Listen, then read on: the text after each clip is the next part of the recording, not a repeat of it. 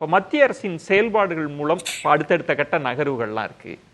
பலருக்குமே ஒருவேளை யுத்தம் கிட்டத்தட்ட போரா மாறுறதுக்கான வாய்ப்பு இருக்கா அப்படின்னு. இப்போ ரகு அவர்கள் சொன்ன மாதிரி பாகிஸ்தானின் எதிர்வினை அதை விட, ஏன்னா அவங்க சூழலெல்லாம் நினைச்சு பேசுற மாதிரியும் தெரியல. முதல் கட்ட இதுக்குள்ள இருக்கிற அரசியலெல்லாம் தள்ளி வச்சுட்டு என்ன நடந்துட்டு இருக்குன்னு நினைக்கிறீங்க? என்ன நடக்கலாம் அடுத்து? முதல்ல நடந்த இன்சிடெண்ட், அந்த பயங்கரவாதம் தீவிரவாதம் அப்படிங்கிற பேரில் ஒரு படுகொலை, அதாவது ஒரு மதத்தின் பேரில் அந்த படுகொலை செய்யப்பட்டிருக்கிறது. இதை நம்ம புரிஞ்சுக்கணும். இதை செஞ்சவங்க யார், எடுத்ததுமே பாகிஸ்தான் அப்படின்னு நம்ம சொல்லலை. ஈவன் பிரைம் மினிஸ்டரோட ஸ்டேட்மெண்ட்டை தவறாகவே எல்லாருமே சித்தரிக்கிறாங்க. பிரைம் மினிஸ்டரோட ஸ்டேட்மெண்ட் என்னென்னா, இதை செஞ்சவங்க யாராக இருந்தாலும், எந்த மண்ணில் இருந்து அவங்க வந்திருந்தாலும், இந்த உலகத்தில் எந்த கோடிக்கு போனாலும் நான் தேடி போய் அவங்களுக்கு பதில் அடிப்பேன் அப்படிங்கிறது தான். அவர் பாகிஸ்தானுங்கிற வார்த்தையவே யூஸ் பண்ணல. ஃபர்ஸ்ட் இதை நம்ம நல்லா புரிஞ்சுக்கணும். அவரை பாகிஸ்தான் சொல்லாம சொன்னார். எந்த ஆப்கானிஸ்தான்ல இருந்து வந்திருக்கலாம், ஆப்கானிஸ்தான் டெரரிஸ்ட். முதல்ல பாகிஸ்தானுக்கு எதிராக நிறைய தடைகளை போட்டாங்க. இருங்க சார், அதுக்கு தான் வர்றேன். முதல்ல strategically you have to understand. இப்போ நமக்கு உள்ள ஃபர்ஸ்ட் எதிரி யாரு, எதிரி நாடு அப்படிங்கிறது இது நான் சொல்லலை. இதை பாகிஸ்தானோட chief of army staff Munir சொல்றாரு ரீசன்ட் பப்ளிக் இதில். Hindus and Muslims cannot coexist. அவங்க ரெண்டு பேரும் அமைதியா இருக்க முடியாது, ரெண்டு பேரும் ஒரே இடத்துல இருக்க முடியாது. அவங்க இந்துஸோட எண்ணங்கள் வேற, என்னுடைய எண்ணங்கள் வேற, அவனுடைய நம்பிக்கை வேற, என்னுடைய நம்பிக்கை வேற, என்னுடைய ஆம்பிஷன் வேற, அவனுடைய ஆம்பிஷன் வேற. யூனிஃபார்ம்ல இருக்கிற ஒரு நாட்டோட சீஃப் ஆஃப் ஆர்மி ஸ்டாஃப் ஒரு மதத்தை வச்சு பாகிஸ்தானோட பேசிஸே கலிமாங்கிறாரு. வாட் இஸ் கலிமா? அந்த கலிமாவை பேஸ் பண்ணி தான் பாகிஸ்தான் இருக்குன்றாரு. அந்த கலிமான்றது என்னது? God is only one, that is Allah, and Muhammad Prophet is his only messenger, nothing else. Rest everybody is a kafir. காஃபிர்னா என்ன? இந்த மதத்து மேல நம்பிக்கை இல்லாதவன் எல்லாம் காஃபிர் என்னைய பொறுத்தளவுக்கு. அண்ட் பாகிஸ்தானோட சர்வைவல் அந்த கலிமா மேல தான் இருக்காரு. ரியாசத் தைபா அப்படின்னு அவர் சொல்றாரு. 6 ஸ்டேட்மெண்ட் இருக்கு அந்த கலிமால. எல்லாத்தையும் என்னால சொல்ல முடியும் இப்ப, பட் ஐ டோன்ட் வாண்ட். இதுல எனக்கு என்ன கேள்வி அப்படி இல்ல சார், நான் இது புரிதலுக்கு உங்களுக்கு அவசியம் ரொம்ப தேவை. இந்த கலிமா ஏன் முக்கியம்னா, அங்க கொலை, இந்த படுகொலை நடத்தப்படும் போது வந்த தீவிரவாதிகள் எல்லாரும் நீ கலிமா சொல்லு அப்படின்னு அவங்கள கம்பல் பண்ணிருக்காங்க. எவன் கலிமா சொல்லலையோ அவனை சுட்டுருக்காங்க.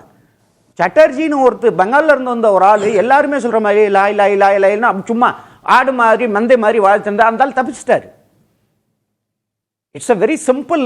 இது அது கலிமான்றது ஒன்றும் கிடையாது. இதுதான் ஒரு ஸ்டேட்மெண்ட், அதாவது இதுதான் அப்படிங்கிறது. அந்த மதம் அதை சொன்ன சீஃப் ஆஃப் ஆர்மி ஸ்டாஃப்க்கும் இங்க அதை வற்புறுத்தி அந்த தீவிரவாதிக்கும் என்ன டிஃபரன்ஸ் இருக்கு?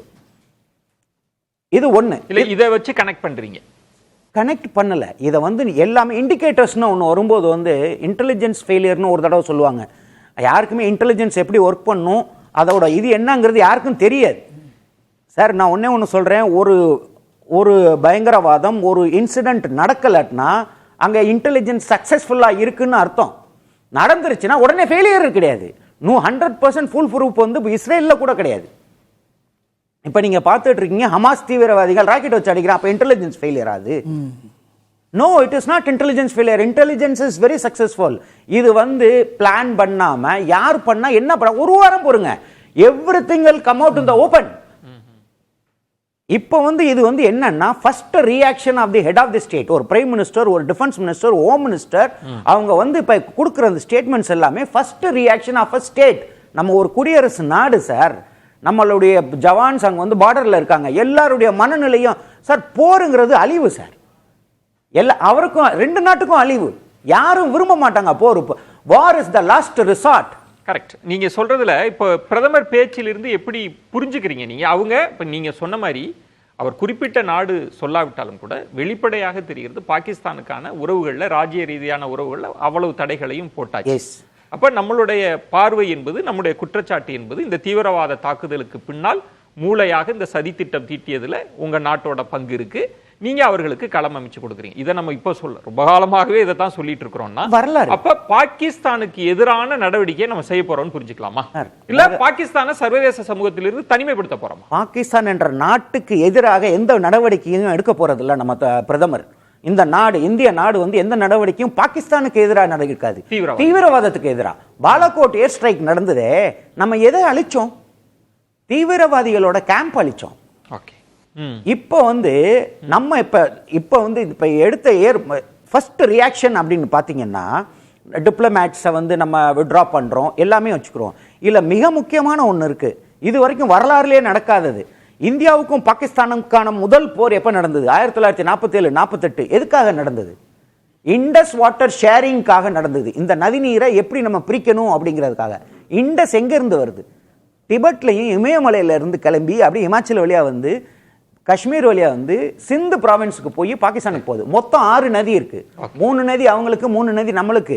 1960 வந்து இது வந்து நம்ம சைன் பண்றோம்.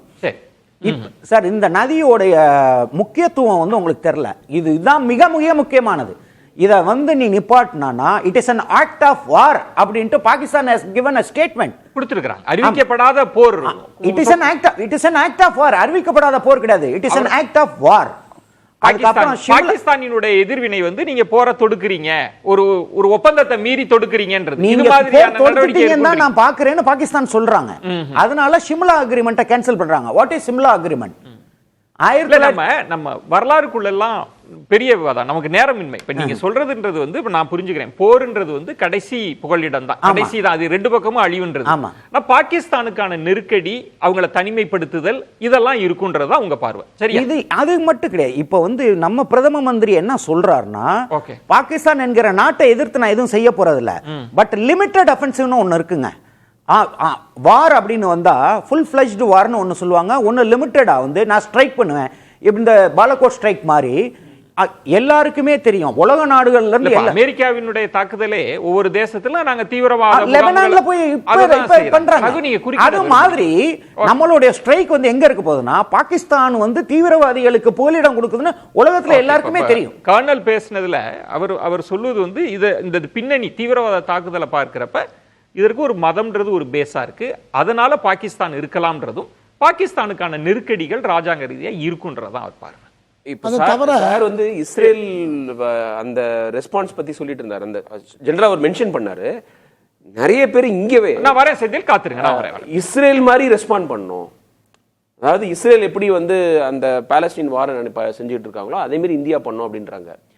ஸோ இப்ப நீங்க மீடியா, சோஷியல் மீடியா ரெண்டுத்திலுமே பார்க்கறது வந்து இந்த ரெஸ்பான்ஸ் வந்து ஒரு எக்ஸ்ட்ரீமா இருக்கணும் அப்படின்றாங்க. அது பிராக்டிகலா அப்படிங்கிற ஒரு கேள்வி இருக்கு. அங்க நடக்கிற ஒரு சண்டையும் அங்க நடக்கிற ஒரு கான்ஃபிளிக்டையும் இங்கேயும் நம்ம வந்து ரெண்டுத்தையும் தொடர்பு படுத்தி பார்க்கவே முடியாது. அப்புறம் நீங்க வந்து ஜியோ பாலிட்டிக்ஸ்ல மற்ற நாடுகளோட எப்படி உறவு இருக்குன்னு பார்க்கணும். பங்களாதேஷோட இப்ப நம்மளுடைய ரிலேஷன்ஷிப் சரியில்லை, அங்க ஹிந்து பெர்சிக்யூஷன் சொல்லிக்கிட்டு இருக்கோம், அந்த நாட்டிலேயே ஸ்டெபிலிட்டி இல்ல. இதெல்லாம் இந்தியாவுக்கு முக்கியம். எல்லா ஃப்ரெண்ட்ஸையும் நீங்க வந்து இது ஓபன் பண்ணி வச்சிட்டு இருக்க முடியாது. பாகிஸ்தானுக்கு ஒரு அல்டீரியர் மோட்டிவ் இருக்கலாம், ஒரு சர்ஜிக்கல் ஸ்ட்ரைக் அது டைவர்ட் பண்றதுக்கு அவங்க ஏதாவது செய்யலாம். பட் இப்போ மோடி வந்து இப்போ இந்தியா ஃபுல்லா கேள்வி கேட்கறாங்க, மக்கள் வந்து இப்படி இன்டெலிஜென்ஸ் ஃபெயிலியர் எல்லாம் பேசுறாங்க, நிறைய விஷயங்கள் வந்து பப்ளிக்கா கேள்வி எழுப்பப்படுதுன்னா அதற்கு பதில் அளிக்கணுங்கிறது அவருக்கு முக்கியம் கிடையாது. அவர் வந்து ஒட்டுமொத்த சினாரியோவை பார்த்துட்டு தான் அவர் முடிவு எடுக்கணும். சில பேருடைய இதை வந்து ஆசாபாசைகளை வந்து அவர் பண்ண வேண்டிய. செந்தில், நீங்க குறுக்கிட விரும்புனீங்க? எஸ், நம்ம கர்னல் சொன்ன ஒரு கருத்து, இப்போ நீங்கள் இஸ்ரேல் வந்து நடத்தக்கூடிய அந்த ஏவுகணை தாக்குதல் உள்ளிட்டவற்றை கூட குறிப்பிட்டு சொன்னார். இதனால இது உளவுத்துறையினுடைய தோல்வின்னு சொல்லிட முடியுமான்னாரு.